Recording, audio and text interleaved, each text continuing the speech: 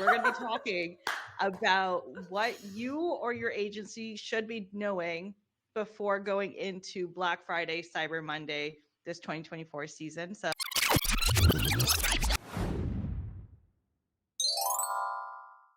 my name is Ameet, and I'm the owner and founder of Hopskip Media. We're an online marketing agency specializing in Google Ads, and we also do Meta ads. I'm also a university instructor, a top 100 PPCer globally, and I have 15 years of experience in the industry. This is my co-host, Sarah. Hi, I'm Sarah, and I am the owner of Sarah Steeman LLC. I am a Google Ads trainer. I train agencies and brands on how to do PPC. I am also a top 100 PPCer, and I have 17 years of experience, just to tell me that I have 2 more. Oh, gosh. I think those 2 years of experience is going to be significantly useful here. So we're going to be talking about what you or your agency should be knowing before going into Black Friday, Cyber Monday, this 2024 season. So let's get into it. The first thing that I kind of want to go over is inadequate budget planning. So what does that look like on your end? So that looks like essentially running out of money before you actually reach Black Friday, Cyber Monday. And I say that jokingly. But the reality is, especially because my background is in e-commerce, you're looking at a yearly media plan and you really are like backloading that to the holiday. And so it's really looking at what is the budget planning looking like for November to December, really knowing that is like a tidal wave hitting when consumer intent is high over Black Friday, Cyber Monday. But sometimes people are shopping before. I often think about, we all remember what 2020 was like, where everybody was buying all year long. We also all, I'm a parent of 3. It felt like we had to overcompensate for our kid missing all their activities by just buying a ton for Christmas. And then I think the year after that was also interesting because the media was just pushing these shipping delays. And so people were buying earlier in November to avoid those delays. They wanted to make sure that Christmas was happening for their families. So just really watching that data, planning accordingly, knowing what's coming, but not necessarily underestimating the fact that like consumer behavior isn't 100% predictable. And then I'd also say like that back half of December after that last day to shop, like it is just like a drop. So if you have too much money left over, your client or the company that you're working for isn't going to be too happy because you'll have to spend, a couple $100,000 when nobody's really intent on buying. That's fair. So in regards to, I guess, planning or budget planning, what about for like the smaller brands that are thinking that X amount is going to be enough? Would you suggest that they have like a reserve just in case they might need a little bit more money, or is there a way to plan that out?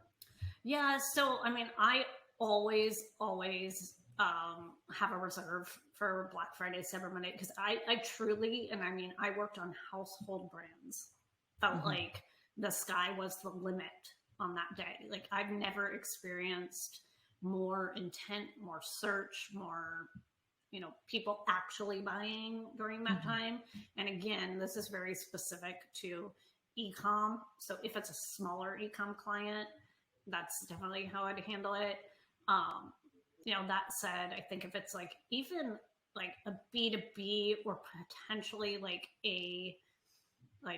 what I would call like a B2B that has consumer intent because of the nature of their keywords, right? So I've always had that happen. You need to watch it also and make sure that it stays like what you would expect. So you're not getting those extra clicks from people that are just essentially not reading the ad and clicking. Yeah, that's totally fair. Kind of consumer-esque in search terms.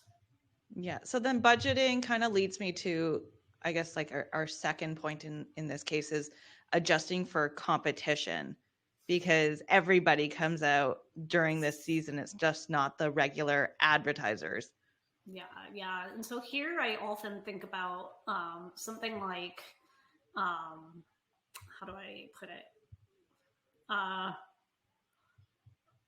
often give the analogy, like I have a lot of stuff on my Christmas list that's like unrelated, right? So like 1 year I would want an Instapot, but I also want like a pair of Uggs, right? So like these are two different categories.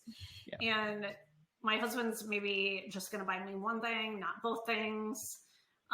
And so you can't look at your competition as your competition. You need to look at your competition as share of wallet.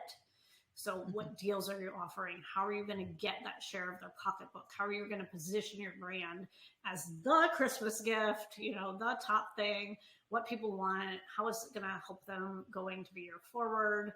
So that's sort of how I look at things a little bit different. And it oftentimes confuses clients and advertisers because everyone's so used to just thinking about their competition as their competition. But it's like, I'm not looking at any other boots. Like I'm not going to buy cowboy boots. I'm going to buy Uggs because they're soft and comfy.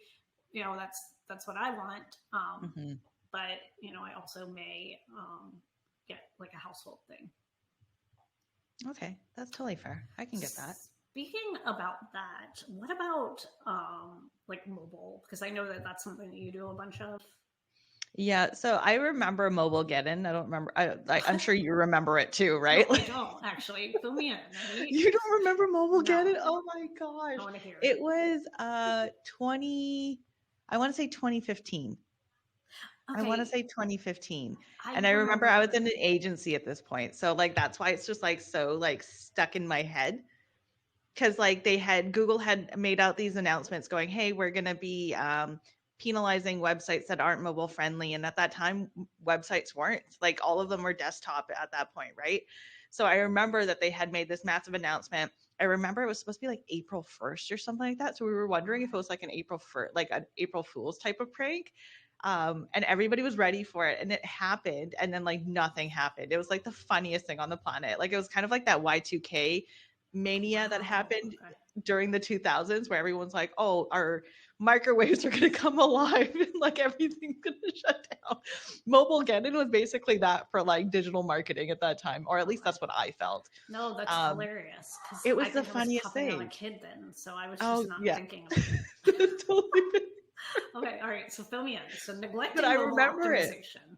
Yeah, so they went in and everybody obviously started working on mobile optimizations and stuff like that. But like the thing is that even though that was almost 10 years ago, we're still in a space where a lot of businesses don't know that they actually need to be doing that, even with like using sites that are pre-built, like Squarespace or Wix and stuff like that. Sometimes you actually have to go in and actually take a look at what it looks like from a mobile standpoint, because even though they might be mobile friendly, they're not necessarily designed in that way, right? So oftentimes what I see and what my biggest frustration is the mobile optimization side of things. So user experience is horrible because I can't find anything. The top navigation isn't turned into like the hamburger on this side. So then you actually have to scroll through and be like, what the heck are we doing here, right? And the thing is with that, it's just like even for my own experiences, like one, I have a negative view of that company because I'm like, why couldn't you have done this? And maybe that's from a view of a digital marketer. I'm not too sure about that side of things. But then bounce rates obviously increase because you don't want to be on a website that you can't navigate through, which means that your conversion rates are going to be lower as well. So really at this point, it's just like taking that time to just look at what your mobile site looks like, and even just testing it on your own phone is going to significantly impact your campaigns, because now people won't be dropping off. They won't be it won't be harder for them to convert and those kind of things. So for me, I know 10 years later, it feels a little silly to sit there and be like, think about what your website looks like mobilely, or on mobile, not mobilely, is still a big consideration, and it's still a big suggestion on my end. So like one of the first things that we'll do as well as at the agency is look at whether or not this site is mobile friendly, because it's just one of those things where everybody's on their phones now. Like our phones are basically, I mean, not even basically, they are computers. So at this point, like more people are on social than ever before, which means that they're likely on websites more than ever before. And we see that trend year after year after year where mobile outweighs desktop. So it's just something to kind of consider and just make sure that you're making those adjustments. But then also it's really great to be able to make mobile adjustments in your campaigns, knowing that your mobile site is actually doing what it's supposed to be doing. So there's a couple pieces at play in this one.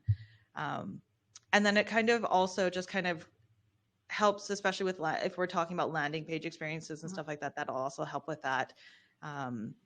which kind of takes me to, from landing pages, it kind of takes me to like talking about generic ad copy and creative and stuff like that, like how we should be kind of looking at our campaigns and like message matching better or significantly better.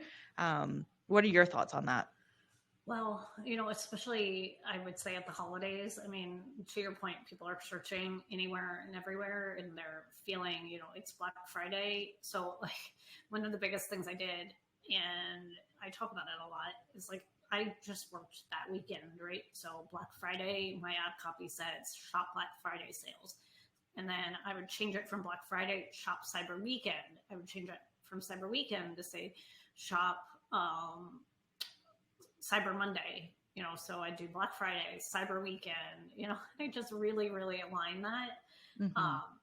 Now, was it what moved the needle? I don't know. So I always say we're a mature platform. There's no silver bullet, but we're still dealing with humans, and when I search, I want to see the right ad copy. Like, it just makes a difference. It's just the little things.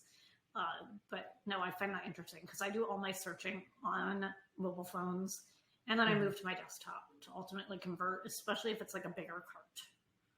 That's fair. You also had shared with me in like a side conversation, a nifty little trick that you use to update ad copy. Yeah, Can you share that? Yeah. Because it's fantastic. Yes. So this is going to get really technical, but if you remember the old school DKI, the dynamic keyword insertion, there's a formula, and where you put in like keyword and then like an open bracket, and then you put in like, and again, I always have to re-Google the syntax, but you basically put in what you would have the copy be if that isn't, what lines up. Anyway, so that's what I do, but it's very similar to business data. So you can name your item that you're putting in. So like I'll put it and call it sale copy, and then I will put a dynamic keyword insertion, only it's not the keyword, it's sale copy or whatever I call it. You could call it, Black Friday, Cyber Monday line, whatever. And I put that in, and then I would put the content that would be there if, I have nothing in the sale column, and then I go into the business data and update it. And so my copy has a container at any one time. And if a sale happens, I can literally go in one place, put it, and it propagates it throughout the account. And cool. I learned that because I had created all new ad copy one year, and the ad copy went through, I don't even know if it's like a learning phase, but it could have been, there was another thing that I messed up, but it didn't serve as much as the evergreen copy because it was a brand new RSA. So I just leave RSAs as they are, and then I put in those containers, and then they run. And I don't pin them because what naturally happens, I'm just going to say, the best ad copy wins. And when you have a sale that's like Black Friday sale starts now, that runs. That is always going to be the winner. Sorry to break your bubble if you're looking at what's going to win. It's usually the sale copy. If it says something like 50% off starts now, guess what, guys? That's going to win over something that's sort of your. That's going to grab someone's attention. It's going to grab someone's attention. So, yeah, that's what I do. And yeah, I leave those containers in there all year round. That's fair. There's one thing that I actually want to say about pinning. So you know how when we pin, it actually like brings down our grade, I guess, or whatever. So like a lot of people have this notion that plays an effect in our ad serving, I guess is the way to say it. And Ginny Marvin from our Google Ads liaison has a number of times said that it's simply a diagnostic tool. So if anybody wants to pin, they can. It's just that like on our end, it's not suggested. It's just one of those things that if you're not doing it because you don't want to see that score drop, it's not going to make a difference in your campaign. It's just literally there just to give you an idea of what Google deems to be great, not necessarily something that's actually used within like the auction or whatever else. And I mean, it doesn't relate to exactly what we were talking about, but it kind of triggered a thought in me because I was like, I know a lot of people have this tendency to think that it actually makes a difference. It doesn't. It's a diagnostic tool, and that is literally it. Yeah, no, that totally makes sense. Yeah. So the next thing that I want to talk about is, do you pause regular campaigns or do you keep them running? So I keep them running. I don't pause them. But again, and I think whenever you talk about paid search, I think every human being, it's natural, tends to think about like their biggest and favorite client. So I'm secretly speaking to them, right? I ran, a phenomenal e-com account that I loved truly and deeply. I did not pause regular campaigns. They were converting. They work. But again, I update that ad copy.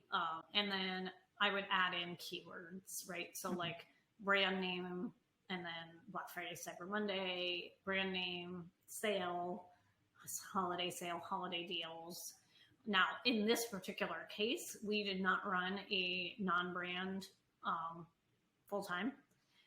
And the reason we did not run a non-brand is it was a product that did very, very well as being sort of its own product at other retailers.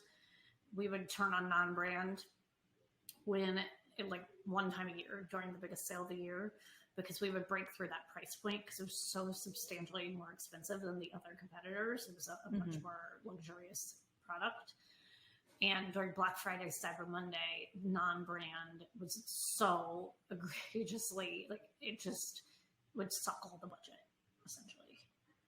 That's fair. So we had to turn that off because somebody, and I talk about this in a lot of my content, we like to think, as paid search marketers, to ask for too much too soon, right? If something costs like $400 to $500, it's luxury. Just Googling like non-brand isn't always enough to move the needle. Like, I guess I could come up with a really good example, right? So like I was at Best Buy the other day, I was looking at cameras, right? So if I Google camera, like, am I looking for like one of those cute little pink ones that spits out like the new floppy, like the 80s redo? I don't know, for my kid, or am I looking for like, a professional Nikon, which is going to be a couple thousand minimum?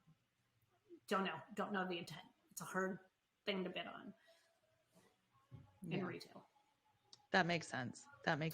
So if there's somebody who does want to pause their regular campaign, are we pausing completely, or are we bringing it down to a penny? Because this is a conversation we've had privately many times.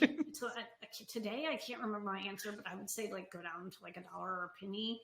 Yeah. And I would say that because, so it depends. Okay. And it depends on the client. So like, I'm going to go with, sometimes clients like they just feel very uncomfortable when ads aren't running. And sometimes you're in a sticky situation because like the client doesn't understand how budgeting is, and it's like very hard to hit right on the nose of that budget. Like, you tell me your budget is 5,000, like I may be taking some Tums for breakfast the last day of the month, especially if it's a longer month. And so you can dial down to 1 and like have it be running and be like, it's running, it's not, you I don't know. It avoids an uncomfortable conversation. But yeah, I would just leave it like that, but it could just be urban math. Yeah, so I do something similar, but my reasoning is actually quite a bit different than yours. So for me, it's more or less of not stopping that learning process. And I know that there's people on both sides of it where they'll be like, well, just stop the campaign then. But then at that point, the machine's just done. And then the other half are like, well, if you keep it running at like a penny or $1 or whatever the heck the amount is, then you're telling Google that you can't afford these clicks and stuff like that. So there's two sides to it. But like in my mind, it just makes more sense just to still be collecting some kind of information or letting at least the machine do that. So I prefer to leave it at a penny or $1. Both options are still like they're basically the same. It's really just preference really at this point. There's no real actual information out there that tells us that one way is better than the other. Maybe one day somebody will do a random test and just see what happens. I don't know. Maybe someone's already done it. I mean, it's pretty easy to do. But that's kind of where I sit on that front, is just I bring it down to that $1 or that penny, just because I just don't want that machine to just completely stop. I want it to continue learning, even if there might be a slight negative to it. Right. Because I don't think that it stays for that long. Once you put that money in, then Google's just like, okay, yeah, you have the cash, right? So my notion is, yeah, tell them that we don't have the money right now, but eventually at some point we will have that cash. which makes it okay, or at least that's the logic in my head. Which, speaking of things that you and I do just differently, can you talk to me a little bit about the keyword research aspect? Yeah. So I think everybody has this notion of just like I've had clients who literally ran their own Black Friday, Cyber Monday, or even just like from another agency and nothing was done. Like they literally just continued running their campaigns and going, well, like it's just we're going to add more money and we're going to change the ad copy to Black Friday, Cyber Monday, and that's the end of it. And I kind of sit there and I go, maybe not, because user behavior but also what they're searching for and how they search for it is completely different in November and December. Even in sometimes in October you start seeing it a little bit, right, where they're all preparing for the sales, they know that they're looking for them. So oftentimes the keywords will revolve around like Black Friday, Cyber Monday, sale, Christmas gifts and stuff like that. So adding those in and trying to figure out um, what the trend is specifically, I guess, in your industry in terms of how people search for that is incredibly important, because sometimes you do find these random little gems that you wouldn't have thought of. Um, so that's why I like to do the keyword research, even though more often than not, a lot of people are just adding Black Friday, sale, Christmas gifts, or something along those lines. But like it's that notion of being like 1% better. In this sense, there's a Yeah. 1% chance that you're going to find something that nobody else probably would have looked for. And that's kind of my whole idea of just expanding it and making it a little bit more broader, so that we can bring in that mass collection of people at that point. So I don't like overlooking keyword research. I know that some people maybe don't see the value in it, and I totally understand why.